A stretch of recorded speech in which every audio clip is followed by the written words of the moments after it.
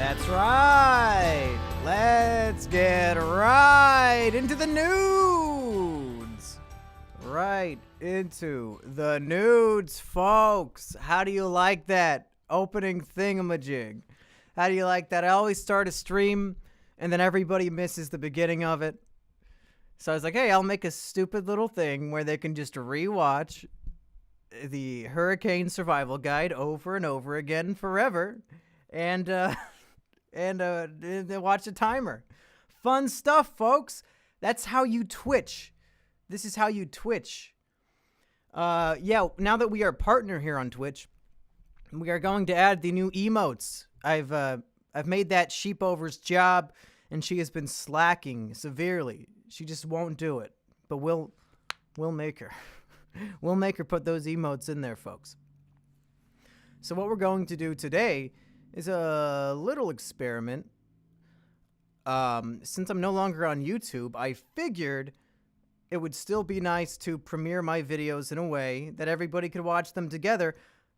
So videos that are up on mumkeyjones.com, mumkeyjones.tv, I thought it would also be fun to put them here on Twitch. So yesterday I had a new video come out reviewing the horrible pilot episode of Fox's The Passage. The Passage, of course, being my favorite book. They've turned it into a television show, and it's horrible. And it's about an hour-long video up on my website. But I wanted to also play it here on Twitch, so we could all talk about it in the chat or whatever. And I'll almost certainly be doing this in the future with other new videos that come out. Tonight, we are still doing an interview with Siva Gunner. Is that how they want you to pronounce it? Siva Gunner? I've never heard it said out loud. That will be in 3 hours. 3 hours from now at 8 p.m. Eastern. So make sure you tune into that. It's going to be a good interview podcast sort of thing. But for now, let's see if I am technically savvy enough to start this fucking video so we can all watch it. And if you've already seen it, then you don't need to watch it again. But I figured I have a bigger audience here on Twitch than I do on my website. So this will be a good place to play new Mumkey videos. So let's see if I can figure out how to play it. Okay. If we go full screen and we get rid of my ugly face, this should play the video. So folks, here is my review of episode 1 of Fox's The Passage. If I need to turn up the audio, let me know. It should be okay. Oops. Gotta click over here. Folks! Suffice to say, I've been having a rough couple months. My friend tried to strangle my other friend to death. My dream job was stripped away from me for no reason. My doctor said I have criminally high blood pressure that she's never seen on the likes of a 23-year-old young man before. But folks, all that was child's play. None of that really mattered at all. Because the true horror of my life finally arrived. A real problem. Something to actually be upset about. Of course, we're talking about the series premiere of Fox's new hit show, The Passage. Is it a hit show? What were the ratings on this? Okay. Rotten on Rotten Tomatoes, 56%. But the audience score is 100. No fucking way. Oh, there's some bullshit. There's no fucking way. If the audience is mostly comprised of, or even half, or even a portion comprised of fans of the book, there's no way the audience score on Rotten Tomatoes should be 100%. What the hell? Critics' consensus. Strong performances from leads Mark-Paul Gosselaar and Saniya Sidney can't course correct the passage's wayward pilot or plot and feeble tone. So we've all been waiting on pins and needles for Mumkey's review and opinion of this series. If you haven't watched the original episode of this, which was, I guess, episode 0, where I talked about this book, my favorite book, The Passage, and how Fox is adapting it into a TV show, and I sort of reacted to the trailer and talked about why I like the book and why I don't see the things I liked being shown in the trailer. I would highly recommend you watch that first. A lot of people actually said, based on that video, they purchased The Passage and they've been reading it and they really like it. So that, man, that's music to my ears. I'm glad that I showed people something that I love, and I influenced them into wanting to check it out themselves, and they actually loved it too. Like, what better feeling is there than when you recommend something you really like and other people really like it too? In that video, I talked a lot about the race and gender bending of the characters, and I'm not going to do that anymore. It's been said, it shouldn't necessarily be relevant, because an adaptation is allowed to change things like that, and as long as the new thing is still good, a good piece of storytelling with good characters, it shouldn't matter what color they are or what gender they are. It really shouldn't. So the question is, given all of these changes and then some, is the pilot episode of Fox's The Passage any good? And folks, I gotta tell ya, I am absolutely flabbergasted. I'm blown away at the pacing, the audacious pacing, and I don't even know if audacious is a word, but that's just how I'm feeling, folks. It's unbelievable. So I said in my original review, the way you would turn this book into either a movie or a show is that the first 200 to 250 pages would either be its own movie or its own full season of television. Because then there's a 100-year time skip and all the characters are dead, except for like 2 or 3. And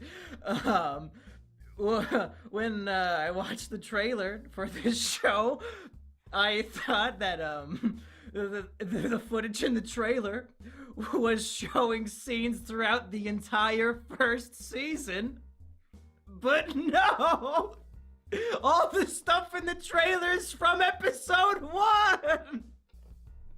I don't know how to explain this in a way that it will resonate with people who don't know what I'm talking about. But the first episode essentially covers the first 180 pages of the book. It's crazy. It's fucking crazy. I have no fathomable idea how they're going to do the rest of the season or even the show. There's no way. There's no fucking way.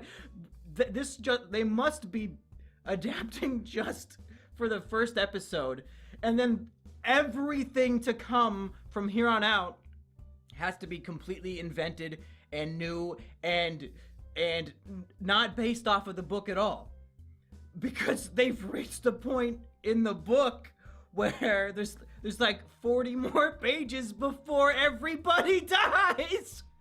What is happening? How long is this season supposed to be? 10 episodes planned. Wow. Wowee. How?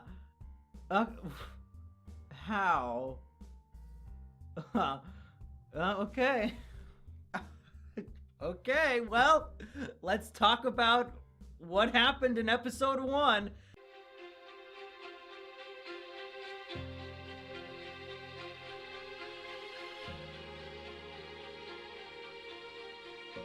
My name is Amy Belafonte. I didn't used to believe in monsters, but I do now. The pacing is so bizarre.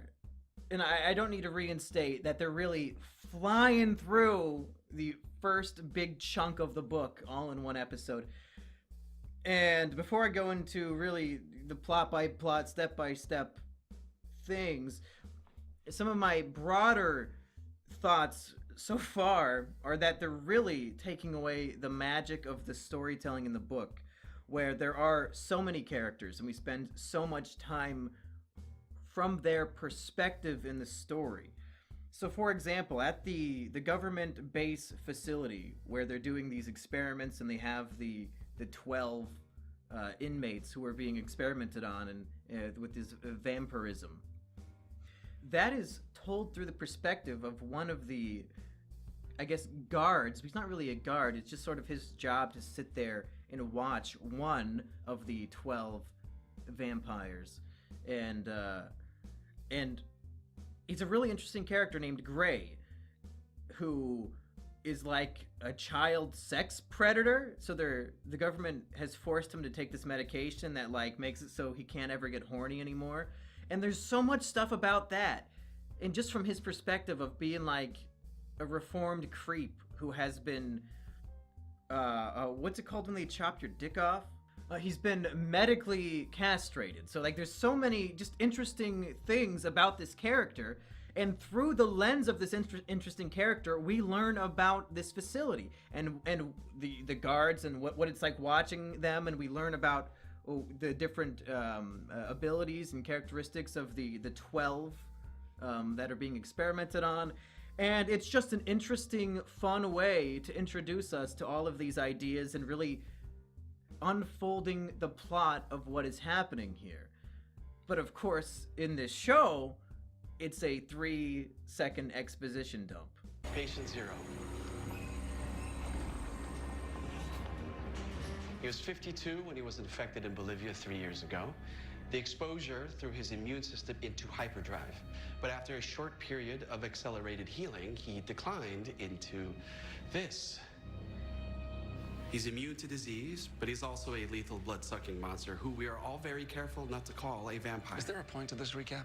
All the like 100 pages in the book of interesting character development and learning about the environments and the world and what is happening through them. It's explained with a group of scientists and doctors walking, saying blah blah blah blah blah blah blah, and just explaining it to the other characters and essentially to the audience. Is there a point to this recap? It's like, in my mind, that's just shit. Exposition dumps are just fucking shit. It's the laziest form of writing. Instead of showing us the world, they are telling us. It's a very, very basic concept in storytelling. Show, don't tell. But because for some reason they wanted to compact, in my mind, 80% of what the season should have been into the pilot episode, I guess they had to tell. There's almost no show in this show. Very jarring. Very, very jarring pacing.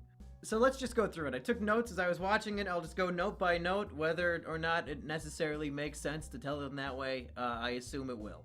The episode is bookended with narration from Amy Belafonte, who is now a 10-year-old black girl rather than what I think was a 6-year-old, basically mute little white girl.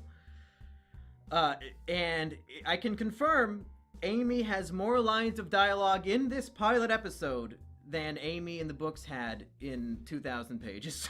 So, just threw that whole character out the window, but whatever. It's a different thing. I'll accept it. As long as it's good, I'll accept the changes, folks. If it's good. Do you think it's good? Do you? So, the way the experimentation starts is that a group of scientists accompanied by soldiers is traveling deep into just the thickest jungle. I don't remember if it was in Ecuador or where the fuck this jungle was. Just a very thick jungle. People are getting sick. People are getting attacked by animals. They're being attacked by giant groups of bats. What's a giant group of bats called? A batium. They're getting attacked by batiums. It's just crazy. It's a dangerous expedition deep into the heart of a thick, giant jungle so that they can go find this cave where it's rumored that there's like the cure to eternal life or something along those lines. But in this show, and we're gonna get into this, I I have a really good feeling about the budget of this show based on a few key things. But in the show, it looks like they're filming at Apewell Forest, which is the joke forest in Mumkey's videos, in my videos. When I go to the local park and just film in the woods, and I always say it's a jungle or a forest or whatever, it's just like thin trees kind of scattered about. It's very obvious that you're like filming at a public park and not actually in a jungle or a forest. That's where they're filming. They're filming this in Mumkey's Apewell Forest that I call a jungle in my videos as a joke because it's obviously not. That's the Fox low budget primetime version of a jungle. So immediately that caught me off guard as being pretty funny. So they make it to this cave deep in the heart of Apewell Forest, and in the book, the way that the outbreak begins is that deep in this cave, there's like a swarm of bats that come out. I believe, I might be misremembering, and the bats are attacking all the army guys, and they're shooting their machine guns, trying to kill all the bats, and everybody's getting infected, and most of them die from these infections. The infections that ultimately cause vampirism, and that gets refined by science to really make the 12 that we'll get to eventually. And I think the only survivor was the lead scientist on the expedition, Tim Fanning, who ultimately becomes Patient Zero, the main antagonist of the whole trilogy, Patient Zero, Fanning here. But they get to this cave, and instead of being attacked by a swarm of vampire bats, there's already a human who has been infected deep in the heart of this jungle. He's sitting in a fetal position in a fucking steel cage. Somebody from civilization dragged a steel cage out into the middle of the jungle in a cave and locked a dangerous vampire zombie monster man inside the steel cage. And then Tim Fanning goes up to him and gets bit. So no longer is he Patient Zero, who gets everybody else infected and destroys the whole world. There's already a different Patient Zero right off the bat who then bites Tim Fanning.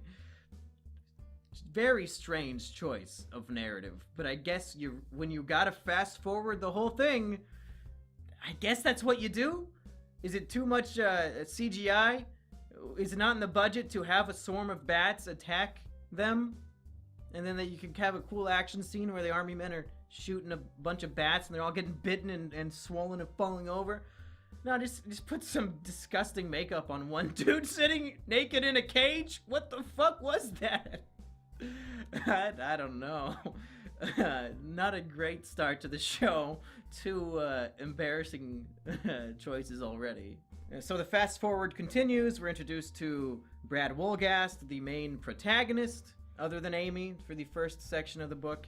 And he's interviewing Anthony Carter, who will be one of the 12 experimented subjects. And again, Anthony Carter, like I said before, is much more intelligent than he should be. He's supposed to be kind of a retarded person. But here he's asking very logical questions and like being witty and stuff. Poor choice again. And then really we don't see him much at all in this pilot episode. So I imagine in the next 9 episodes that will be completely divergent from the book for some reason, somehow. Maybe we'll get more to his character. We better, because he was one of my favorite perspectives to read from in the book. And now we finally get to the true protagonist of the trilogy, Amy. Amy, no last name, not Amy Belafonte. Enough of that shit. True fans know her as Amy NLN. No last name. She's the girl from nowhere. But guess what? She's no longer the girl from nowhere, and she's definitely not from Iowa like she is supposed to be. Because she's black. Remember what I said? People try to call me out for racism last episode. You lose! Because the show admitted it. I said, they changed his character to black, but as an Iowan myself, there's not really a lot of black people in Iowa. Well, they acknowledge this by saying she's from Georgia. Where'd you move here from? Georgia. Yep. Black character has to be from the South. Oops. Oh well. Can't be from Iowa. No black people in the Midwest. Oops. So we're introduced to Amy surrounded by a bunch of other black youth, 10-year-old kids, causing a ruckus inside of a restaurant, like a fast food restaurant. She's arm wrestling one of them, and they're placing bets on it, and she gets money. And I mean, it's a complete removal from anything resembling her character. So again, I keep saying this, we have to accept she's a different character who happens to serve the same narrative purpose and have the same name, but the characterization is just 1,000,000% different. As long as it's good. As long as it's good. Is it good? Do you still think it'll be good? Folks, I'm glad we're not on YouTube anymore for one reason. We don't have to worry about copyright shit anymore. So I could just show you scenes that I'm talking about. So are you ready to see, I think, the fourth laugh out loud moment I had watching this show? Oh my god. She stays in the restaurant until it closes and tells the waitress her mom works late. And then I don't know what is happening, but she walks out of the restaurant with her backpack on. I'll talk about what book she was reading in a second, because that's kind of funny. Walks out of the restaurant, and then like the next building over, I can't tell if it's a hospital or an apartment complex. You can very briefly see the bottom of like a neon sign that would suggest this is, emergency. Like this is where the ambulances go to drop off people at the hospital. But that wouldn't make any sense, given what is transpiring.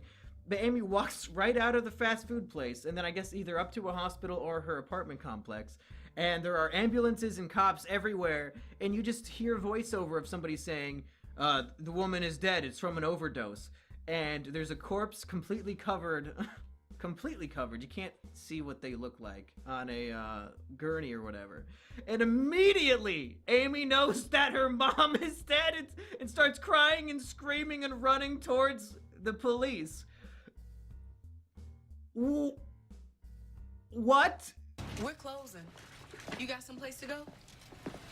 Your mama doesn't mind you running around so late? No, ma'am, she works nights. I think I'm all good. Thanks. Copy that, 1-6. Switch it over now. The 32-year-old female pronounced dead on the scene of an apparent drug overdose.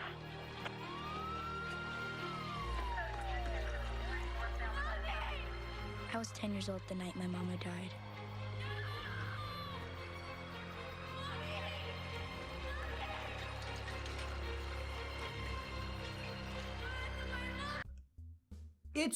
It's inexplicable.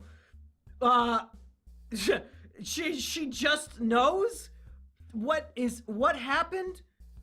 I can't even put into words how jarring this is. And suffice to say, of course her mom doesn't die of a fucking overdose just randomly at their hospital/apartment complex next door to the fast food restaurant where Amy hangs out. What is happening? I don't know. They just needed to tell us in the narrative very, very quickly that Amy's mother is dead and now she's being placed into foster care. Bizarre. It's bizarre. And tragically, when you're moving a story along at this pace, it's like when you're reading the cliff notes or the spark notes of something. It's the difference between reading a full Shakespeare play and reading the 10 bullet points on spark notes of what happened in each scene. And that's what it feels like watching this at this fast-forwarded pace. An example that might relate more to you at home would be like in Breaking Bad. The first episode of Breaking Bad is great because it's slow-paced in a sense that you understand the character. You get to know almost everything you need to know about Walter White because of the slow pacing of the show. It's very much character-driven. It's about Walter White and him having all these bad things happen in his life, and he has a shitty life, and then it gets even worse when he gets cancer. And watching him and his actions, we understand his decisions and the choices that he makes, and it's a gripping hour of television. It really is. The way this show is paced, it would be as if the pilot of Breaking Bad ended at the scene where he says, "This is not meth," and he throws it. I think it's like episode 4 or 5. It'd be like if the first 5 episodes were condensed into 40 minutes. It's such bizarre pacing, and you wouldn't get any of the characterization. It would just be, gotta go to this plot point, then this plot point, then this plot point. Very, very, very rapid, fast. Just get through the plot. It doesn't matter about the characters. We don't need to get to know the characters. Our characters are not important. Nobody's here for the characters. They just want this super juicy story. And I'm gonna be honest, the story of the Passage books, it's not the highlight. The highlight is the characters. That's why I like it. I'm a characters guy. Learning the story through the lens of the characters is what makes these books good. This show, based on the pilot episode, characters thrown out the window. It's all about the plot. People want to see some violence. They want to see spooky imagery with these vampires, folks. They want to see a vampire girl slurping up blood. Creepy. Primetime television, folks. Nobody watches TV for characters. Fuck that. We want some action. We gotta end the pilot episode with a big shootout in a police station that should be happening in the 3rd to last episode of the season, folks. The characters are dead. The characters are dead. Anyway, interesting tidbit. The book that Amy is reading throughout, because now she's an avid reader. She might be a poor black girl who has a single mom who is a crackhead, and she's like living, I assume, in some sort of shitty little apartment or evidently in the bushes outside a hospital. But man, she is smart. She loves reading books. Most 10-year-old kids living in absolute poverty with a single parent who do drugs, they sure are smart. They love reading. That's their pastime, folks. And she's reading A Wrinkle in Time, which is very interesting to me. It's a great parallel to what I'm watching. Because as you may know, there is a Wrinkle in Time movie that we did an episode of Izukino about that I highly recommend. One of my favorite Izukino episodes. And A Wrinkle in Time is one of the worst films of 2018. I think that's the year it came out. Last year, 2018. So you have this decent to good book source material completely ruined by the film, the screen adaptation. So it was very funny to me that that's what she was reading. It's like they were gambling, saying, Wrinkle in Time, they ruined that, but we won't ruin this. Let's throw that in there as a fuck you to Wrinkle in Time. Nope. Your gamble didn't pay off, buddy. And speaking of the people behind making this, I was shocked to see that Justin Cronin, the author of the books, is listed as a co-producer. So this isn't even a tragedy anymore. The tragedy would be some guy creates a great piece of art and then he gets a deal for it where he sells it for $1 million, and then they take his art and make it complete shit and he has no power in it. That's the tragedy.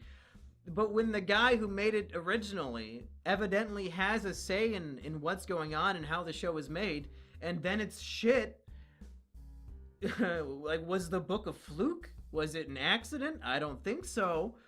Why is he okay with this? With them shitting all over what he made? Is he just listed as a co-producer because they paid him for the book rights? Or is he actually having a say in what's going on? I hope not. But I don't know what's more sad. If he didn't have a say and they ruined it, or if he did have a say and they ruined it. Justin Cronin, I know you're a big fan of Mumkey Jones. If you want to come onto a podcast and talk to me about this whole thing, I would love to have you on. There's a lot I would like to talk to you about.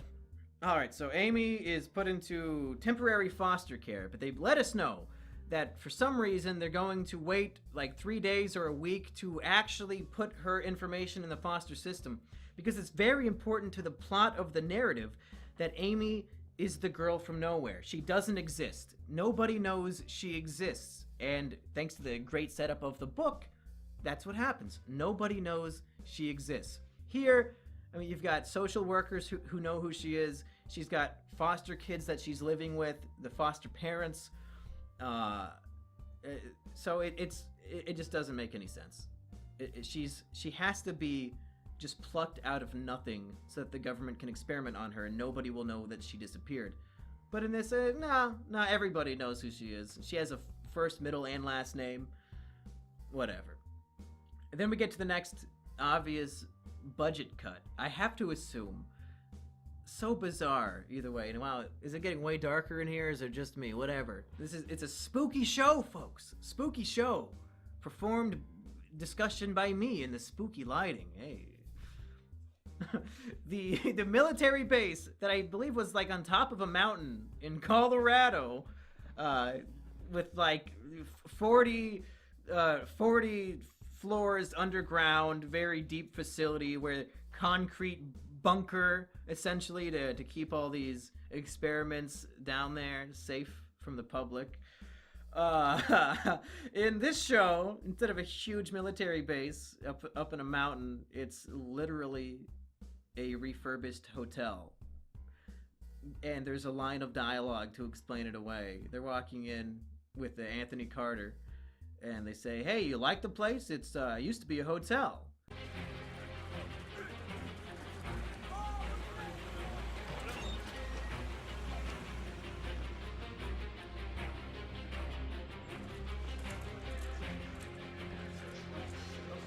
What is this place?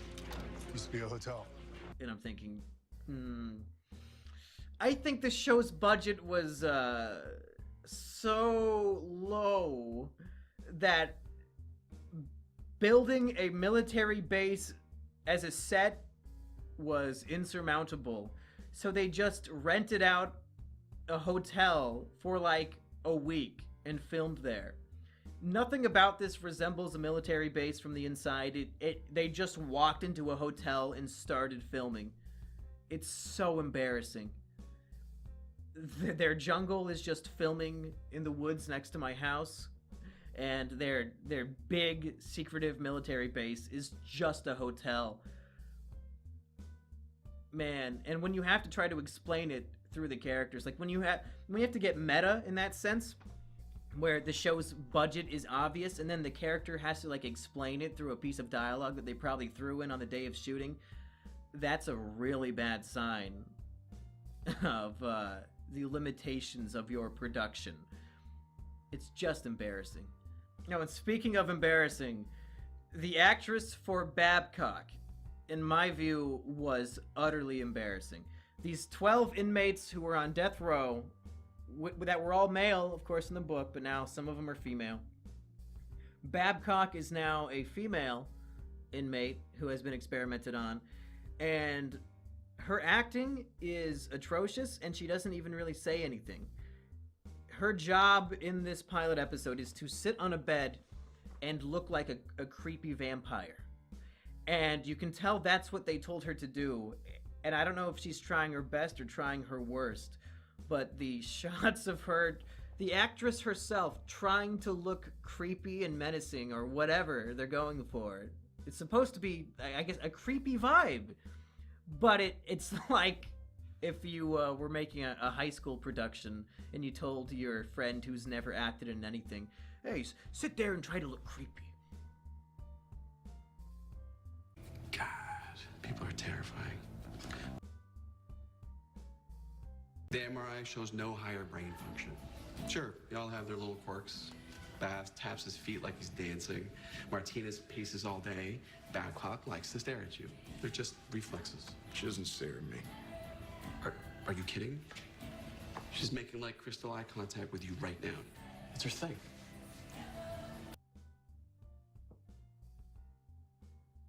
Are you creeped out? I'm creeped out. That's some creepy shit. Okay, let's fast forward through some of these plot points because the show certainly did. They want to experiment on a girl. You know, that's the next step of the experimentation is, oh, let's do it on a kid. It'll be a better result, blah, blah, blah. Just like in the book. They find out about Amy, who's living in foster care with a bunch of other foster kids who all know her full name, and a foster mother who knows her full name. They go pick her up. They have to kidnap her because she doesn't want to go. Brad, after maybe 3 sentences, completely earns Amy's trust. Something that, you know, had to slowly build up through characterization and events within the story. They just have one little conversation about like animal crackers and A Wrinkle in Time, and suddenly she completely trusts the man who just kidnapped her, and she knows is lying to her. The characterization of Brad Wolgast, well, I think the actor for him is probably the best in the show. I mean, he's just like the handsome, rugged leading man with a dark past, that kind of character trope. So the guy does just fine. But the character of Brad Wolgast is one where he was happily married to his wife Lila or whatever you want to pronounce it as. I think they pronounced it several ways in the show for some reason. They had a kid, but the kid died, and that destroyed the marriage, and they divorced. And then Brad went into this, he's working for the FBI or whatever special agency. It doesn't matter which one it is. I don't know if it's specified.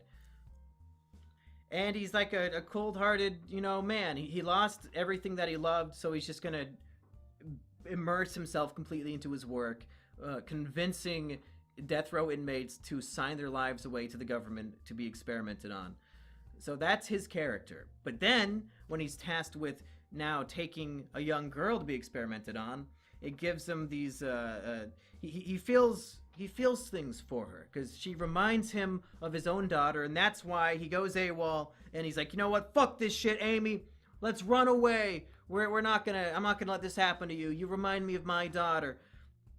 And that is represented in the show, just not in the way that I think makes the most sense. In the book, Brad is still sort of obsessive over his ex, who has moved on and now has a new husband, and they're trying to have a new kid, and that really torments his soul. Something that I think a lot of us can relate to, the one who got away, who has moved on, and you have to you check Facebook and you see how happy they are, and you just want to fucking kill yourself. Very relatable. In this, it's flipped on its head, where it's revealed that Brad is the one ignoring his ex-wife, and that she keeps trying to call and contact him, and Amy is watching Bob's Burgers on Brad's tablet and says, oh, who's Lila? You have 7 new messages from Lila. And he's like, yeah, that's my ex-wife. I ignore her. Epic for the win. Which I think takes away something from the character to me. I don't know if it really changes enough to ruin anything. I just really preferred that Brad was the one who was being ignored by his ex, and that he was still obsessed with that. Like, obsessed with the life he used to have, and that's why it's so easy for him to want to save Amy, because he clearly still wants that life back. But in this, it's his ex-wife who wants it back, and she says on the phone to him at one point, or maybe it's a voicemail, oh, I still love you. It's not your fault that our daughter died. My new boyfriend asked me to marry him today, and I said yes. But if you just come back to me, I'll dump him for you. So strange. Such a strange choice. But I guess when you're not getting the story from Brad Wolgast's perspective, you can't really have those types of flashbacks and inner monologues and musings from his perspective. So the way in the narrative, when you're doing it on fast forward, to show this sort of thing, I guess they just reverse it. So it's like, since we're focused on Brad, it's easy for them to show him ignoring her rather than always trying to call her. But I don't know why that would be easier in the narrative either. I don't know why they didn't just stay true to it. It would have had the same narrative thrust. It would be just as difficult or just as simple. Instead of him ignoring her, why not just have him always trying to call her? Especially once he meets Amy, then he's like really thinking about his daughter and his past, and he really wants to catch up with his wife. And why not just show her, like, and her boyfriend can answer the phone like he does in the book and be like, Brad, Lila doesn't want to fucking talk to you. It's 3 a.m., you crazy madman. We're gonna change our number. Stop calling. Hang up. Like, that's how you make the character more relatable. Don't make him the cold one who doesn't want to talk to his ex-wife.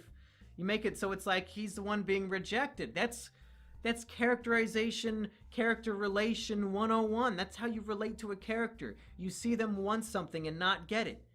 You go back to Walter White. We see him struggling. So then we empathize and understand when he makes tough decisions. When you have Brad being the one who is coldly ignoring his wife when he should be the one trying to contact her because due to emotions, a character having emotions, I don't know, it just makes more sense to me. But speaking of emotions, let's get to Brad actually showing some emotion. So much like in the book, these two agents kidnap Amy, and they have to now very covertly take her across the country to get her to the Colorado experiment base. But, like, their faces are all plastered in the news because the kidnapping, both in the book and in the show, was like a public spectacle. Lots of people saw it happen because they had to do it very haphazardly to get it done. And it's like, oh, these two men who look like this, and here's their photos from the scene. These men kidnapped a girl. Keep your eyes peeled. And they're like, okay, this is the last experiment we need. We just need to get this one girl across the country to Colorado, and then the government will take care of us. We can retire. It's a one last job. We got to do it.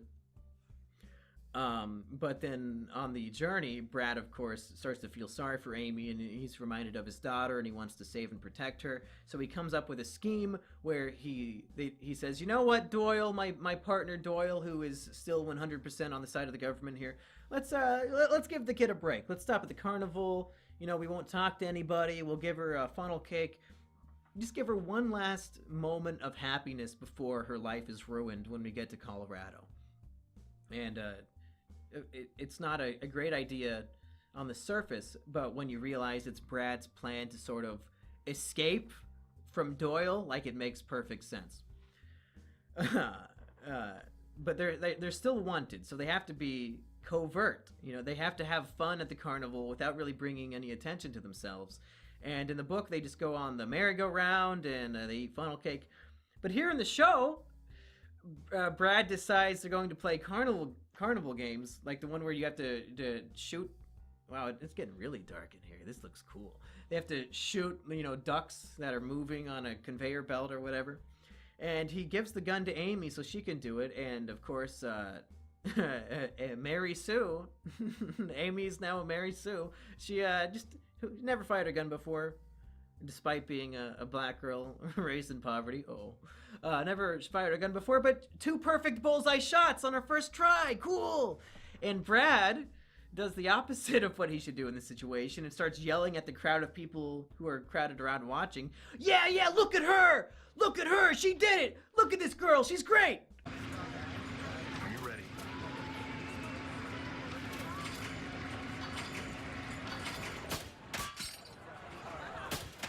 Holy damn it! Did you see that? Yes!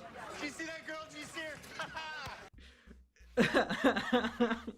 A girl whose face and name, along with his, are plastered on national news. Keep your eyes peeled for this kidnapped victim and her kidnappers. The last thing, it's like the show is a parody of itself. The last thing he should possibly be saying is, look at her! Everybody look at her! Did you see that? Yes! Did you see that girl? Did you see her? So, I don't know. I don't know what they were thinking. Justin Cronin, when you co-produced, did you write that line? Did you say, if they're not going to let me have the show the way I would do it, I'm going to sabotage the production to make it as shitty as possible? What, so you want it to get canceled? Is that it, Justin Cronin? You want it to get canceled early so that they really can't ruin your good thing, but you still get all the money? That's my theory. That's my hypothesis at the moment. So then Brad goes into the bathroom and strangles Doyle, his partner, so that he and Amy can escape. in the book, it's different. They try to escape from Doyle, but Doyle catches up to them. And, yeah, but in this case, they evade Doyle completely. And the utter fast-forwardization of the narrative continues. At this point, we're maybe like, I don't know, 150 pages into the book. At this point in the show, we're about 25 minutes. Bizarre pacing. Then we get a scene that I'm 900% sure did not happen in the book, but it's very funny here, where Brad calls his ex-wife because, like, now he's a national star and he wants to let her know that he's doing the right thing and he didn't really kidnap a child for malicious reasons. But the guy running the experiments, who is now looking actively for Brad after he abandoned or choked out Doyle, the whole military is now on a nationwide manhunt to find Brad and Amy. And when Brad calls his ex-wife Lila on the phone, we see that all the military guys are at her house with their guns or whatever, asking her where he is. So you have that classic scene that's in all of these types of shows and movies where the person answering the phone has to pretend that they're talking to somebody else because the people who are there are dangerous and looking for the person that called. You know what I'm talking about? So Brad calls and says, "Yo, hey, I don't know if you've seen what's going on," and Lila, who's a doctor, immediately starts saying, "Oh, no, yeah, no, the infection should be fine, yeah, oh, no, yeah, your daughter's infection," like talking as if she's talking to a patient, very, very obviously, really going into detail about this imaginary infection. and Brad replies by saying, "He's there, isn't he?"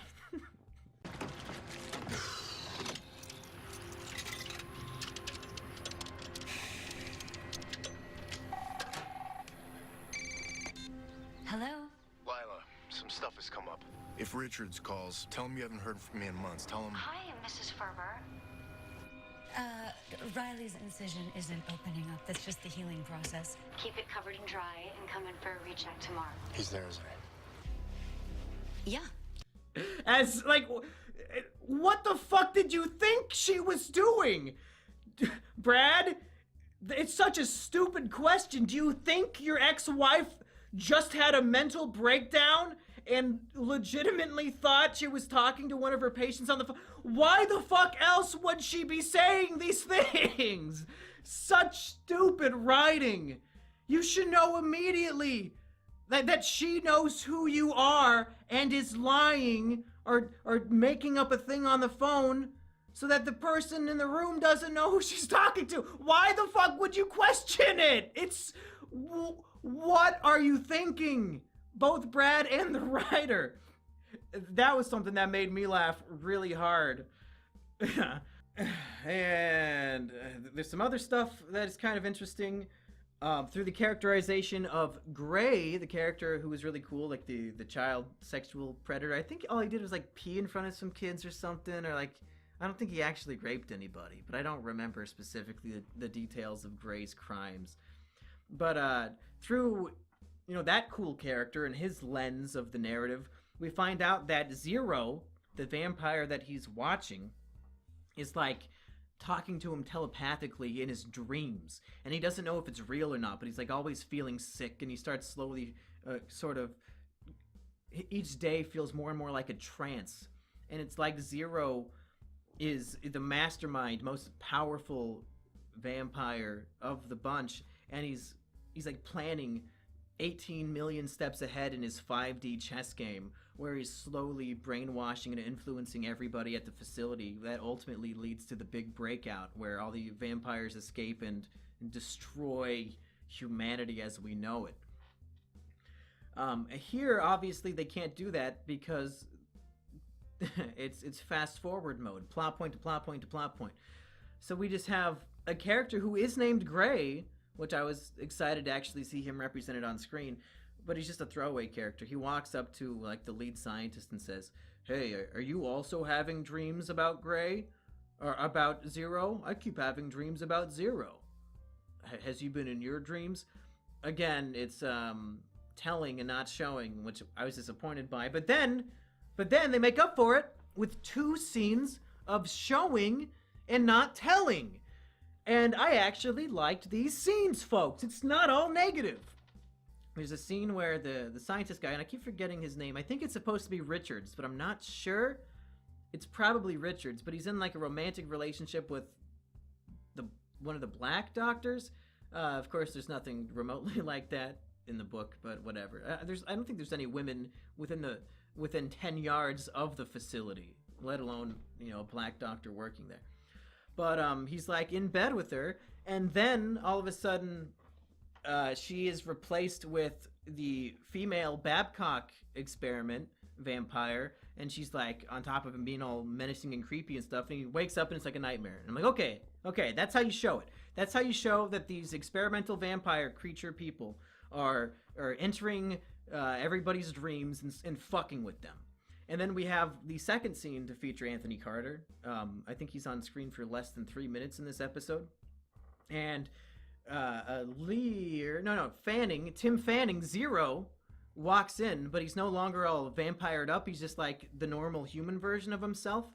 And it's supposed to be like a big reveal, like, wait a second, but he's a vampire now. He can't be that. But somebody who is not familiar with the book and is watching this show on a first viewing, I don't think they're even going to recognize the actor or have any idea. So like the kind of scary music that plays when it reveals who the doctor is, I think it's not going to mean anything at all. They'll probably just assume it's one of the other 50 characters that were introduced and not really given a name. But from the perspective of me, who actually is following what is happening and understands what is going on, I was like, oh yeah, so yeah, Zero is, he's fucking with Anthony Carter in a dream. Cool, I like to see that. That's cool. Because Zero, or Tim Fanning, is a very menacing omnipresence, really. He's like a god in these books. And his portrayal's not half bad either. I'm happy with his casting and his actor so far. I really am. That's my other highlight of the show. And it ends with Brad decides the best thing for Amy, and he does this in the book too, will be to turn himself into the police so that Amy can get, you know, police protection or whatever. Like, everybody will know what's going on. He's going to explain that, you know, the experiments, because he wants to save Amy. He doesn't care about anything else now. He just wants to save Amy. He doesn't care what happens to him. So he turns himself into the police, and he's, you know, handcuffed, and they're just waiting for reporters to come so he can tell the story. But then the government, you know, experiment people find out, and the army shows up. So then there's a big shootout, and it's so bizarre. About 12 heavily armed soldiers are marching into the police station, and Brad is equipped with just a handgun. But then he, I think, shoots one guy, goes into a room, fights another guy who walks in, knocks him out or kills him. But then he doesn't take his giant, like, AR-15 rifle. They have, like, these giant military-grade rifles. He doesn't take it. He just, like, if this was a video game and it wouldn't let me pick up my enemy's giant gun, I would say that the video game sucks. And this is a show where characters are supposed to be a little more logical than a video game's logic. He's gonna fight a whole army with just a handgun when he could take this military-grade weapon. I thought that was really stupid. But then he goes out in the hallway and has a Mexican standoff with Richards, and no other military people fucking walk in. There's 12 military dudes, and none of them fucking show up. Brad shoots at a fire extinguisher instead of shooting Richards. And then, like, there's a very puny little smoke coming out of the fire extinguisher. The worst distraction I've ever seen in my life. It was embarrassing. Again, I don't know if that was a budget cut or what they were thinking. And then him and Amy run out of the building, get into a cop car, and drive away. Where the fuck were the 10 other military guys? Just like on a basic action scene level, this didn't make any fucking sense at all. Beat by beat, everything was nonsensical. And that's when it really diverges from the book. Because in the book, Richard shows up to the police station and kills everybody other than Brad and Amy. And then military helicopters them straight to the base. This episode ends with them escaping from Richards at this police station scene. So I don't know what the fuck is gonna happen. They've got 30 pages of story left to tell before a 100-year time skip, but 9 episodes of television to fill. Because I know for a fucking fact we're not gonna see the time skip in this season. There's no possible way. There can't be. They wouldn't do that. Because they're listing all of these actors as being the actors of the show. So I don't think they're all going to be dead in the next episode. So at the end of this, I'm flabbergasted. I have no idea where they're going to take this. But it's obviously going to be, at this point, so departed from the action and the story of the source material that it actually gives me a bit of hope that I won't hate it, because it's not going to be The Passage anymore. It's not. It can't be. They've decided to write something else entirely that was inspired by the opening 200 pages of this book.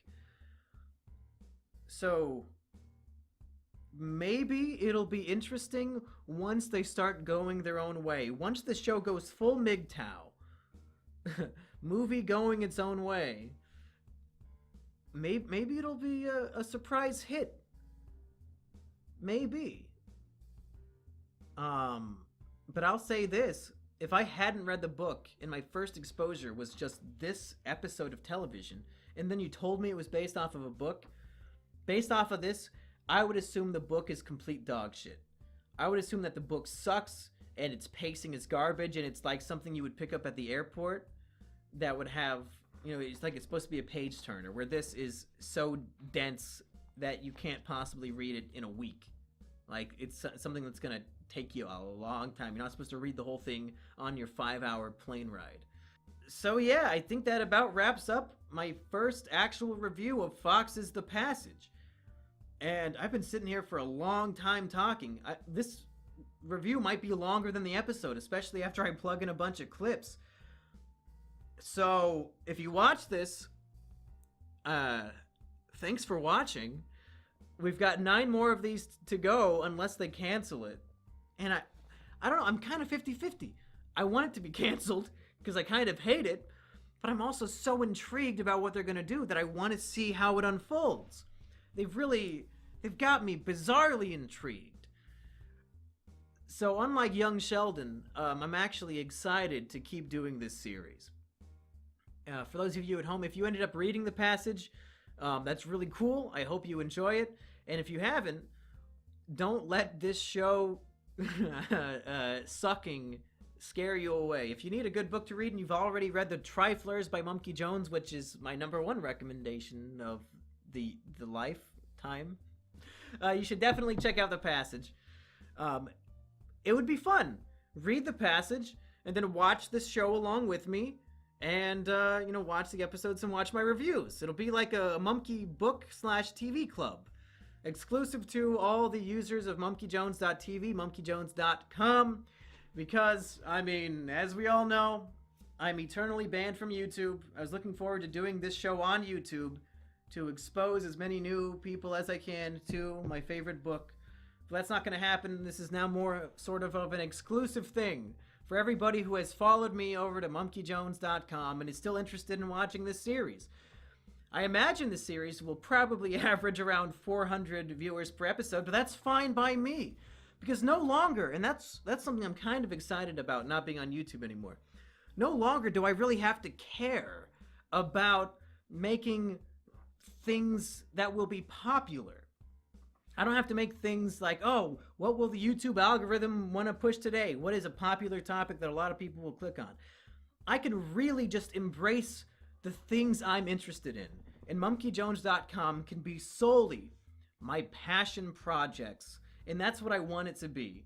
And the people who support me over at Patreon, patreon.com/Mumkey, my only revenue source anymore. So if you haven't supported me on there, I really appreciate those who have. And I would suggest you do even $1. I mean, a whole bunch of people doing $1 adds up really fast. But I'm glad I can have just sort of a private club doing my passion projects over here. And the only people who stick around will be the ones who are genuinely interested. And that's a really cool opportunity. It might seem like I'm just trying my best to see a silver lining on the dark clouds of bullshit. But it's exciting. It really is. It's absolute freedom to have your own website and to make whatever the fuck you want on it. And I'm looking forward to doing 9 more episodes of this, as well as continuing the Monkey Box series and continuing the Rise, Fall, and Decays, and the survival guides, of course. All the stuff that I love making. So, with all that being said, that is episode 1 of The Passage. And I'll see you next time with something else.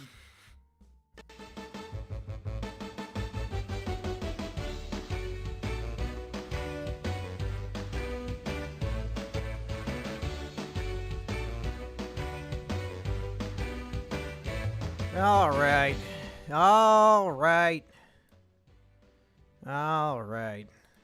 I'm back, folks. We did it. The first ever Mumkey Jones video Twitch premiere. I don't know how popular this is gonna be. Maybe when I start premiering videos from my website that aren't just me doing this. Maybe when I actually have a video worth showing. That's not just reviewing an episode of television. But I had fun watching along in the chat with all of you, seeing you all post Fs when characters would die. I had some fun. Yeah, if you guys want to add me on as a friend on Discord, I posted it in the chat. My name and code was where'd it go? Okay, I'll pull it up on my phone. If you want to add me on Discord, just go ahead and send that friend request to grade A under A hashtag 2912. That's me. Grade A under A hashtag 2912.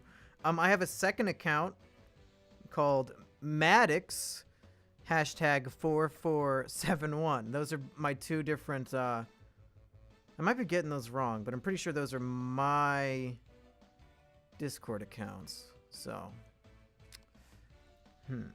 that's not working. Damn, there must be an error. Folks, tune in 2 hours from now, 8 p.m. Eastern. We are doing the first episode of the Mumkey Jones interview show. I am interviewing the one and only Siva Gunner, or Giva Sunner, whatever you want to call it. We're going to have a delightful chat about YouTube terminations and trolling and all that stuff. So I'll see you back here in about 2 hours with that interview. And that's it. I don't really have anything else to do right now, though, so I guess I'll just hang out with the chat for a little bit. I've got nothing else to fucking do. Flintstones? That's right. That's right, the Flintstones.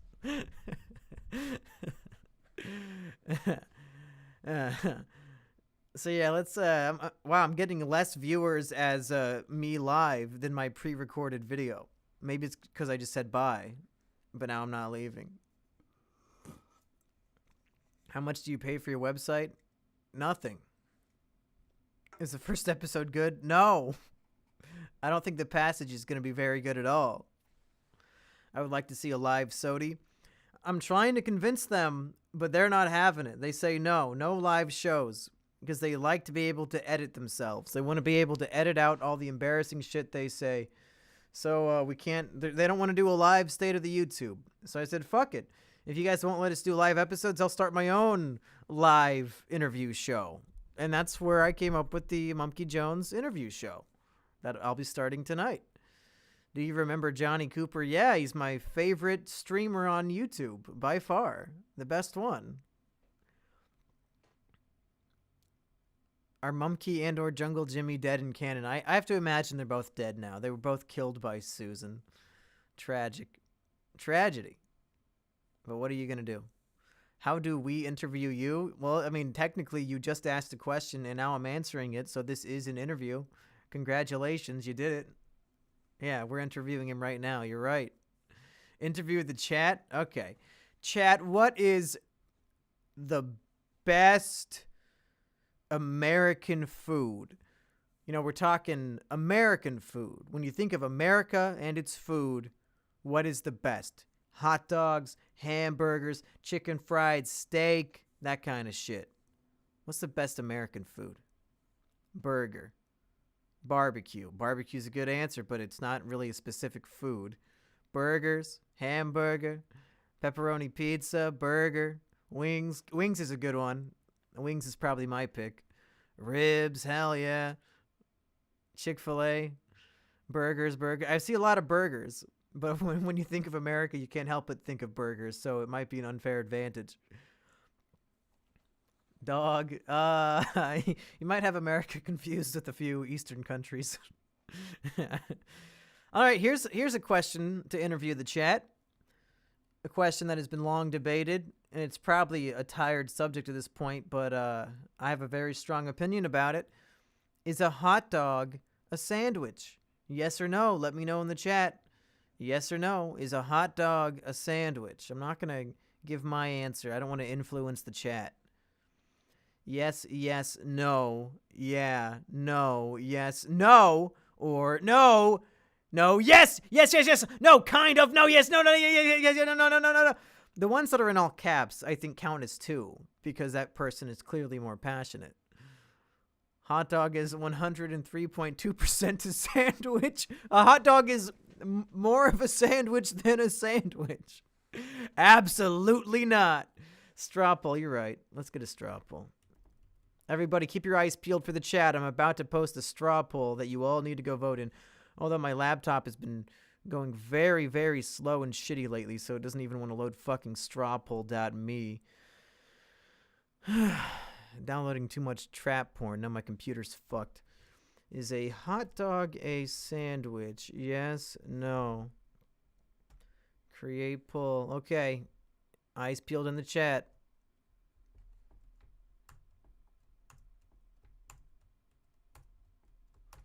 Let's see the votes. Let's see the votes. Ooh, no is winning now. Yes is winning. No is back to winning. It's tied. No, yes, yes. Yes is... Oh, no. It's back and forth, folks. It's back and forth. It's a tie again. Perfect tie. No takes the lead. No is taking the lead. Ooh. Yes is not catching up. No is ahead by 8%. And now the link has probably gone to the chat, so it's not going to go as fast. It looks like the no's are going to have it, folks. No, a hot dog is not a sandwich at 55%. We'll check that back in a moment and see if anything changes, folks. A hot dog is a sandwich. Way to the deli aisle. Am I right, folks? Is that a joke? No still has it. 79 votes are in, and 54% of them are no. Sorry, folks. Hot dog, not a sandwich, as voted by the Mumkey Twitch chat. A very divisive debate, that's right. It's an important debate that we all need to have. Here's the way I see it. If you ask somebody, hey, can you make me a sandwich? And they brought you a hot dog, you would probably think they're mentally retarded. So in that case, I would say, no, a hot dog is not a sandwich. If I say, can you bring me a hot dog? They're not going to bring you a turkey sandwich. If I say, bring me a sandwich, they should not bring me a fucking hot dog. You know what I'm saying, folks? Does that make sense? It's logically consistent to me. If you go to a restaurant and it says sandwich, $3, and you say, oh yeah, I'll have a pork sandwich, and they bring you out a hot dog, you slap the waiter in the fucking face.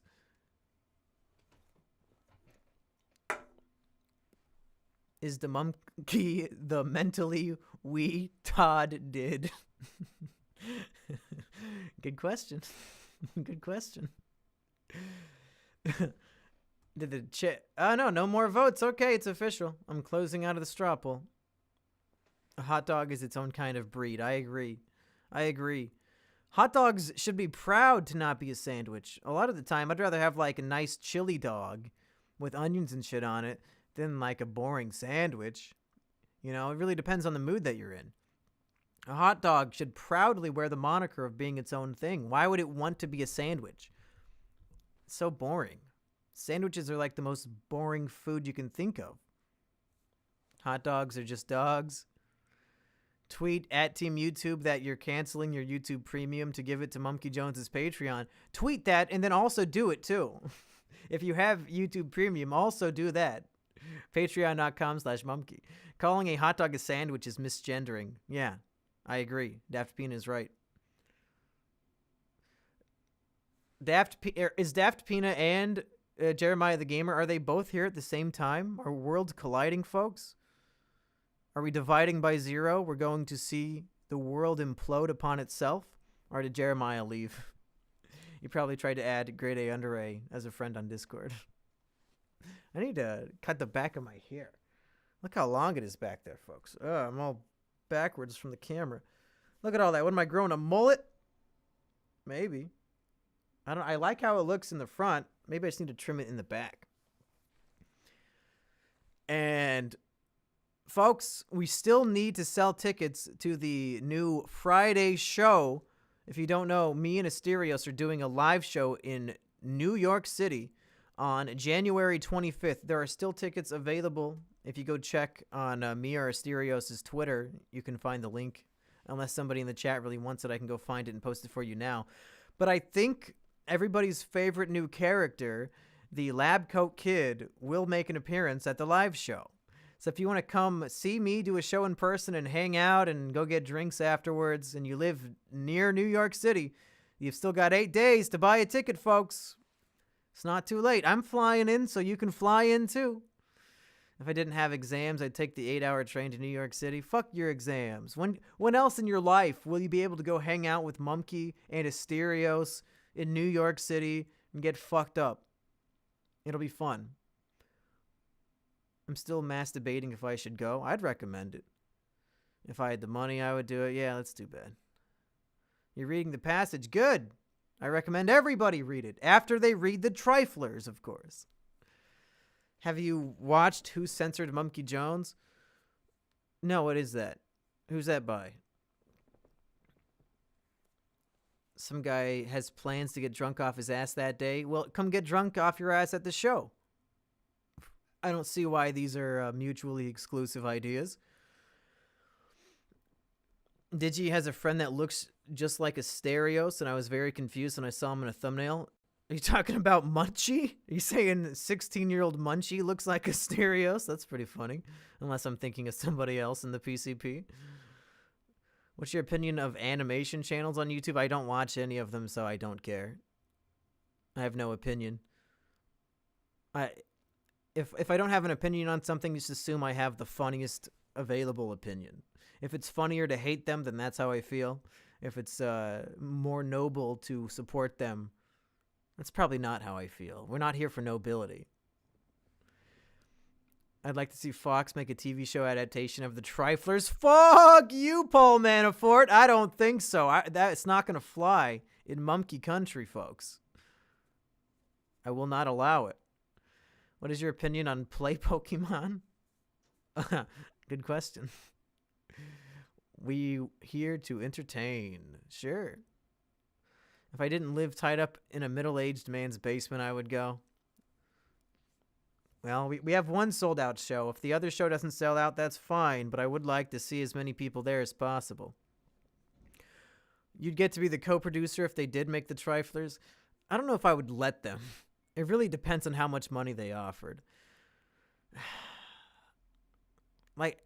When they're paying me, I'd want in the contract to put some level of creative control in my hands, just so I can make sure they're not completely ruining it.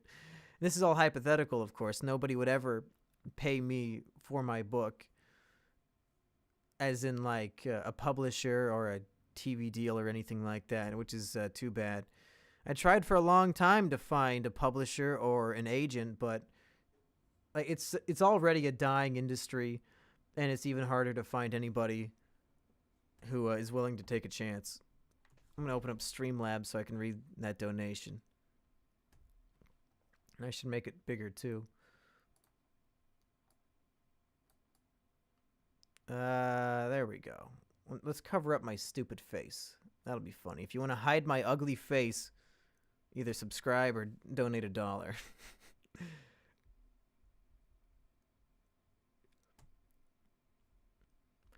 Have you taken the political compass test? Also, how do monkeys have the IQ to oppose a global billion-dollar company? I have taken the political compass test. It was on an old video on Mumkey Jones 2. I don't remember what I got. I think it was like center, but kind of off to the right. I don't know. Maybe we'll do it again on a stream, but then Twitch will probably take me down for hate speech for having opinions. What do you mean you don't believe in an open border? That's racist. You can't say the N-word. What will the Trifler sequel be called? I reckon it'll be called The Bracken Experiments. That was my idea, which is also the name of one of the chapters in the Triflers. Mumkey got Nazi on the compass. Uh-oh. I guess I'm a leftist? People forget that the Nazi party had the word socialist in the name. Oops. Oops. Did we just whitewash history? Yikes. Have you taken the meme compass test? Yeah, I did. I think I got Normie on it. Mrs. Obama, it's been an honor. Any update on getting Gibby's brother on the podcast? No, he did not reply. We found out that an account supposedly run by the actor who played Gibby in iCarly was following me and supporting me on Twitter. So I messaged it asking him for an interview. But then they said, no, it's not Gibby's account. It's his brother Guppy's account. Evidently, the actor Noah whatever, not Antweiler, Noah whatever his name, has in real life a younger brother named Guppy who is a fan of me. And it's very funny. I asked him if he wants to come on, and he hasn't replied yet. So we'll see if we get Gimpy or whatever, Guppy on the show. It'd be very funny. I would love to interview Gibby's brother. Stop ignoring me, Mumkey. I'm not ignoring you, animated demon. I'm choosing not to read your shitty messages. That's not ignoring. Monkey shredded by logic and facts by Jewish American Ben the Destroyer Shapiro. Ben Shapiro, is that the one with the hot sister, Ben Shapiro? You know, the sister with the real knockers?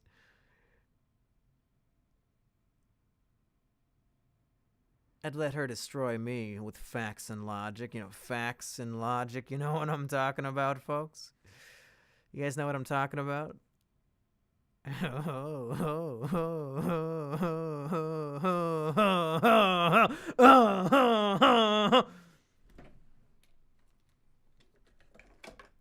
Mumkey and Guppy will take over the internet. You're telling Sheep? Sheep told me I can cheat on her with Ben Shapiro's sister. So, Gibby was on the official podcast. Well, let's get him on the Mumkey Jones program, folks. Autism at its finest. Uh-oh, Sheep, I didn't notice you was watching. Yikes. Sheep, I'm gonna sleep with Ben Shapiro's sister. Facts equal rejection. Logic equals suicide. Tragic. Interview Ben Shapiro. Get rid of that fucking whistle. Oh no, it broke. Ben Shapiro's sister is actually hot. Yeah, I know. Bot John Zero. That's why we're talking about it. Is all you fuck sisters? Yeah, if you're not a sister, I will not have sex with you. Thankfully, Sheepover is a sister. Ben Shapiro's sister is a sister. My sister is a sister. I only have sex with somebody's sister. That's how it works. Ben and Hero. Fuck Ben Shapiro in front of his sister on the podcast. Good idea. Good idea. Mumkey is a sister fister. Big oof. Big oof. Do you plan to do different kinds of videos now that you're not censored by YouTube? Well, YouTube was giving me a lot of shit for, and it's happening to everybody, for showing copyrighted content. So now that I don't have to worry about that anymore, I can show full clips without editing them or having to put stupid filters on them. So when I do my TV show reviews, I can just show clips from it. When I do my Monkey Box reviews, reviewing every monkey movie ever made, I can show more clips than I was going to before. So I think if anything, it'll just improve the quality of my videos, that I don't have to censor them for the sake of being on YouTube. And maybe I'll get a little bit edgier with some of the jokes too. I don't know. I'll do whatever feels funny. The only downside of not being on YouTube is that you don't have as big of an audience. But otherwise, there's a lot of advantages. Jeremiah said he had sex with Turkey Tom's mom. Wow, Jeremiah, hey! Now Jeremiah's back. Jeremiah, Daft Pina was just here. You missed him. The two of you, I've never seen you two in a room at the same time. So it might just be one of you wearing a racially inappropriate mask, pretending to be the other one. Jeremiah, did you add me on Discord yet? Grade A, under A?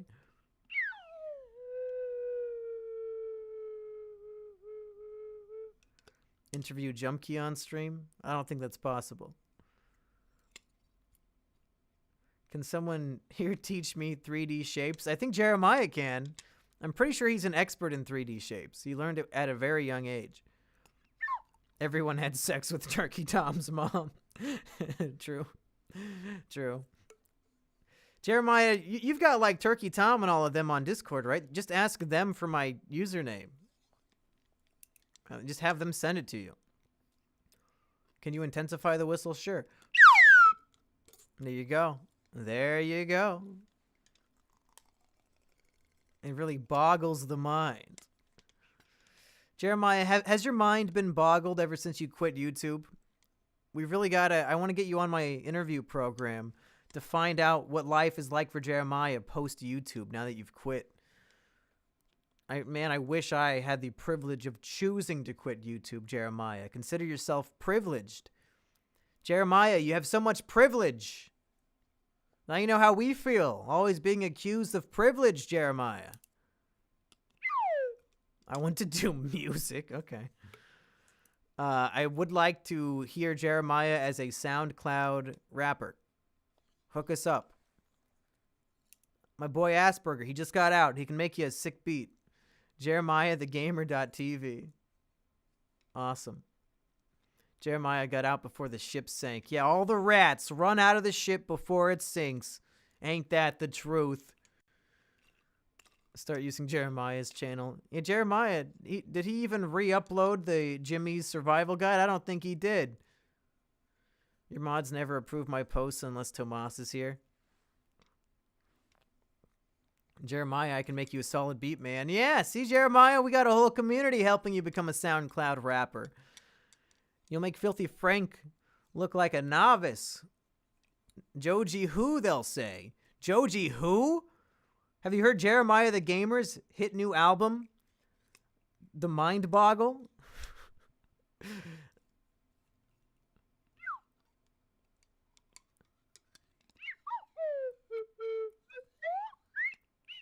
What do you think of the Gillette ad?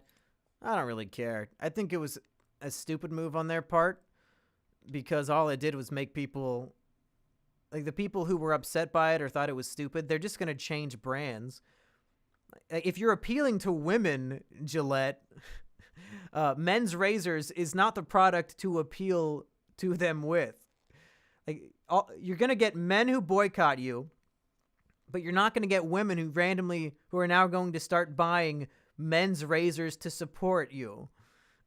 So you should have made an ad shitting on women to make more men want to support you. What, are the women going to stop buying men's razors? They don't even fucking buy them. I don't think it was the smartest move. My first album is called First Day in the Closet. Why? Because you have to record it in the closet because you have a shitty setup.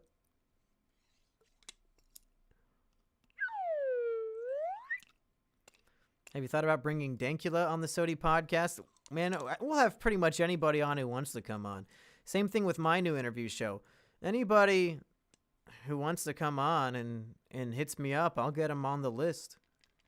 Gillette really boggles the mind. I agree. Why don't you interview Jeremiah? I want to, but he can't figure out how to add me on Discord. Where can we send interview recommendations? Don't send me recommendations. Send me people. You tell them, hey, go on this show. And then if they hit up me, because when it's in the position where I have to approach them, it's not a guaranteed thing. So your recommendations will be pointless. It's much less work on my part to have a list of people who want to be on the show, not a list of people who I should grovel at the feet of and say, please, will you come on my internet program?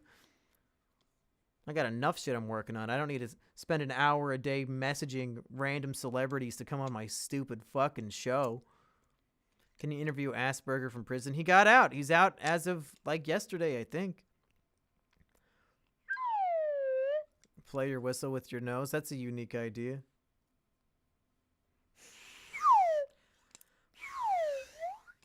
Kind of. Now I can't put it back in my mouth. You fucked me.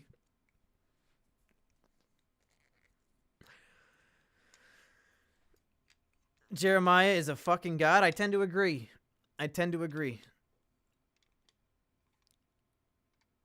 They wasted a shit ton of money to make a video that makes me want to like YouTube Rewind. Do whistle ear rape. Okay.